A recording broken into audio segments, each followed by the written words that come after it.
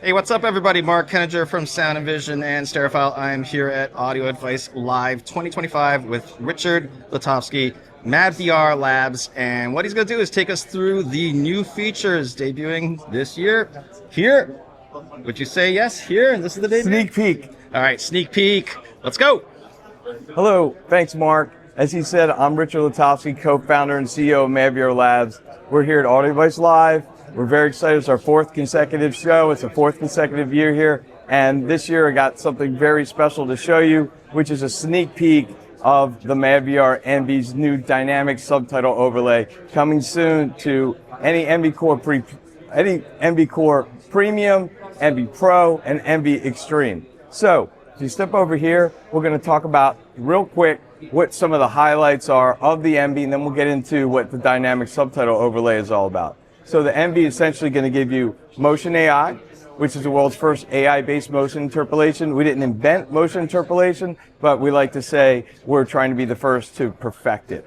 We also do upscaling that will take a 1080p and at lower resolutions as well, up to 4K, make them look almost, if not just like 4K. This is still very relevant because especially in many places of the world, particularly the US, we still have a lot of broadcast 1080p TV, whether you're watching your news, your sports, TV in general, and whether that's broadcast cable, doesn't matter. And a lot of people still enjoy their 1080p Blu-ray collection. Okay, so we also then have our subtitle management. I'm not going to talk too much about that right now because that's where we're going to do our deep dive. But however, it's just important to know that's one of the hero features as well. We also have nonlinear stretch. Nonlinear stretch is great to remove or reduce the black bars.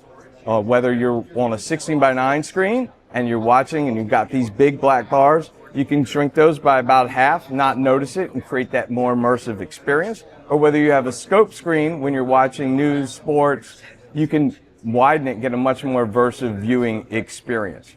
Okay, so we also do things for control. IP control, we can control screen masking, AVRs, and displays, all without you having to have a control system. Okay, and dealers also have access, if you grant it to them, to your unit to support you remotely. And then, of course, there's also our patented HDR tone mapping and the ability to manage your aspect ratios perfectly. So what this means is that you no longer have to use lens memory, which, as you know, any of you out there have a scope screen, you know how painful that can be to have to deal with lens memory. Okay, so now we're going to talk about dynamic subtitle overlay and why it's needed and how it helps with subtitles. So first, let's talk about why subtitles matter.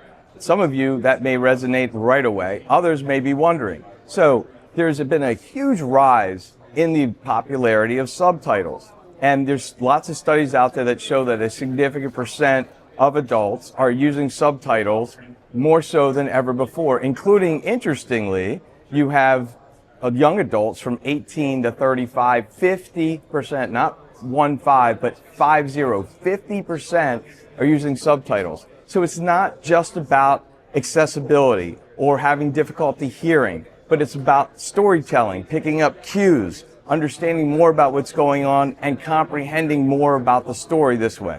So with the rise of subtitles becomes the unfortunate issues that come with subtitles, the nuances, the frustrations, and quite frankly, the annoyances of having subtitles on the screen. Why? Well, subtitles usually, if it's a scope content, are in the black bar area. If you have a projector, that black bar area is zoomed off the screen. And so that becomes very difficult. How do you watch? So you have to actually watch with a less immersive picture to keep the subtitles on. The other issue is that they're too bright. Oftentimes, especially a dark scene, subtitles can be glaring. This is really straining on your eyes. And they're oftentimes too large. So we set out to create dynamic subtitle overlay to solve all this. Now, we currently have a solution that's been very popular over the last couple of years, which has been our subtitle management.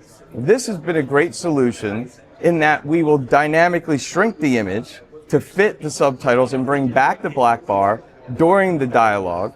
And then when the subtitles go away, we go back. Now, this works great, but it is a little bit distracting and can break the high-level immersion as the image shrinks and then expands. So let's talk about how we address all of this. right now we've got subtitles on the screen. This is how the Envy currently handles it without the dynamic subtitle overlay, which is that we bring back the black bar. Now, it's important to note that this is a 16:9 TV. It's a Sony Bravia 9 TV. However, we have told the Envy to treat this as a scope screen. So this is kind of sort of emulating a projector screen. And so what you see here throughout this image is your projected screen, and what you see up here are not black bars that you would have on your screen. So I want you to please think about this top and bottom area as just having no screen at all. Just masking. Exactly. That's a great way to put it, Mark. So what this means is, in this scenario, you would have the screen would be here. So I'm going to use this just as a quick placeholder, and this is where the bottom of the screen is. So the Envy here has shrunk this to bring back just enough of black bar to move this. And what I can do here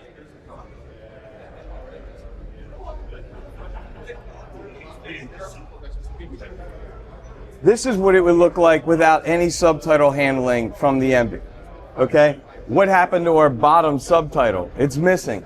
Where is it? It's down here. Why isn't it showing up? Because it's on your masking or on your wall. Okay? So again, I'm going to go back here, and now you can see what the Envy old school dynamic, or the subtitle handling on the Envy does, shrunk that up. So the process of bringing that down and up is functional, but can be distracting. So let's talk about now what we do with dynamic subtitle overlay. What if we had a way to move this into the content area and then address the number 2 problem, which is subtitles are generally too bright. Okay, let's see this. I don't know how well the camera will pick this up. This is glaringly bright. Over the course of an hour, 2 hour, 3 hour movie, this is going to be very difficult on your eyes. People complained about eye strain. It's also quite large, and so a lot of people want smaller subtitles. So let's take a look at how we address that. So I'm going to change this from the zoom image, which is our old school way of doing things, to dynamic subtitle overlay. Okay, and in the process of doing this, we have the subtitles now are up, and you can see that we've moved them into the content area. So I'm going to take them, if I go back here, you can see old school with no subtitle handling. Okay, our current subtitle handling and dynamic subtitle overlay. So what we've done is we've taken the original subtitles, we have essentially done a cut and paste while preserving all the rest of the image. Now, what's great about this too is we've also added this background box. So if you look at, we go back to without the Envy, this is kind of a dark background, so it's hard to see, but there is no box. And so especially, it's not much of an issue on this particular scene because it's against a dark background, but against brighter backgrounds or a bright light, it can be very difficult to read. So enhancing readability is a key part and reducing eye strain of DSO. Now, you can also control the opacity of the black box if you want. We won't spend time on that. Now let's look at the other issue, which is one of the biggest complaints about subtitles, is that they're too bright. Okay, if I put on this brightness limiter, boom, we've now dropped the subtitle brightness using APL measurements. So the average picture level, the Envy has taken the average picture level here and reduced it so that it is now fit to the scene. So on a super bright image, outdoors it may be full brightness, and in a deep dark cave, you'll have more dimmer subtitles. And this is important for a couple reasons.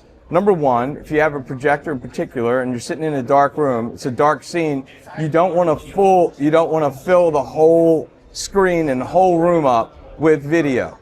That'll make it super bright and it'll have issues like that. So instead of filling your whole room with light in a dark scene, this will take care of that. The other thing it does is that it takes care of dynamic contrast.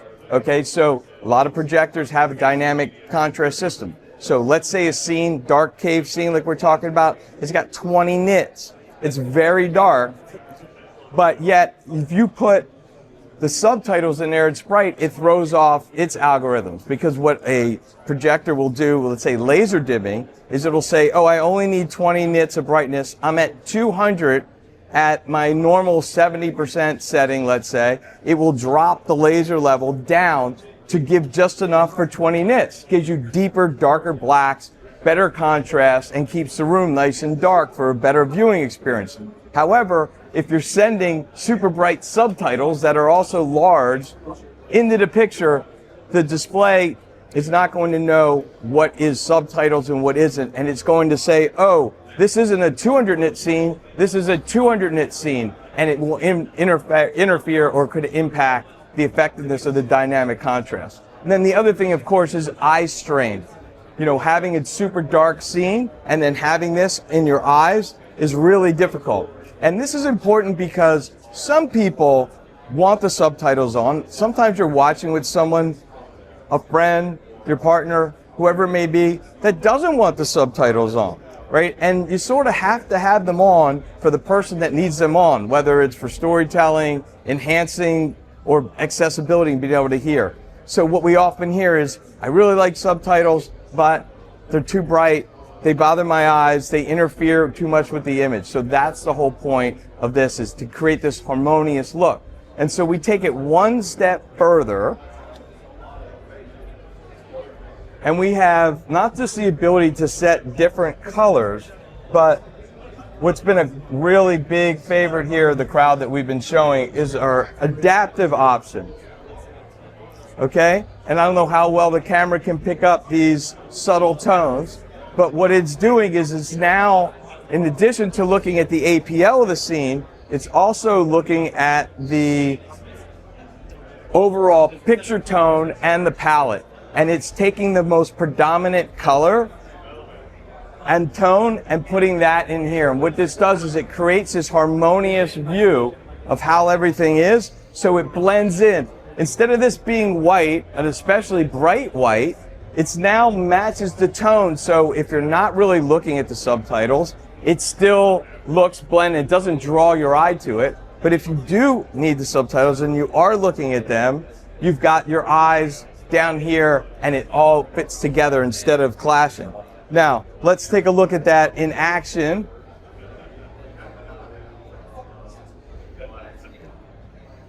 Okay, we're gonna roll this. Now watch the subtitles turn to this same shade of blue to pick up the same tone that's predominant in the pool. And now as we switch to this scene, they're getting lighter, and they're also now kind of matching the color palette on the screen right now. And so what this does is it provides this harmonious look to the whole image, okay? And so what you wind up with, in a nutshell, is you have this versus that, okay? So when you think about having to watch a subtitle, whether you're the person in the room that wants them on or whether you're the person in the room that doesn't want them on, either way, this is the new experience that allows you to get the benefits of readability, low eye strain, keep that higher immersion. How many times have you been watching a movie and you're like, turn to your friend and say, what did he say? And they're like, shh, I'm watching the movie. No, what did he say? Just go back, right? And you got to go back. Sometimes the subtitles automatically come on. Sometimes you have to turn them back on. So then you watch again. This is the kind of way, if you like to watch subtitles, to keep the immersion high and have it look properly for everyone. So I will just let this thing run. You can catch a little bit of footage. I'll skip through to the next scene a little bit. And that, in a nutshell, is dynamic subtitle overlay. I hope you enjoyed this. For more information, go to madVRenvy.com, where you can learn more about dynamic subtitle overlay, as well as all about the Envy Core, Pro, and Extreme, along with our official dealer training, which is open to the public. Take you through everything from what's in the box, how to set it up, to the most advanced topics. Thanks for watching. Richard, you know what? I am really impressed because I'm not really a subtitles guy, but you've like unlocked their usability for somebody who is like, I just don't want that distraction. You know, I mean, almost like I've avoided foreign language films because I just don't want that glaring light in my eye. I also thought that was a pretty amazing point you made about the video processing and the dynamic nature of it, and that a too bright subtitle will screw up your picture. I mean, in many ways, right? You got your darkened theater. You're basically messing with the picture if you view traditional subtitles. And now, fixed. Yeah, great. Thank you, Mark. That's the whole idea, right? To take something that normally would be distracting and wouldn't want you to have the subtitles on and make it now approachable, solve those annoyances so that you can use the subtitles when you want them, but also tolerate them when someone else wants them. That seems like a really killer feature. More important and more impactful than I imagined before you gave me that demo. Thank you. Well, great. Well, thank you, Mark. I appreciate your time. You bet. Have a great rest of the show. Thanks, you too.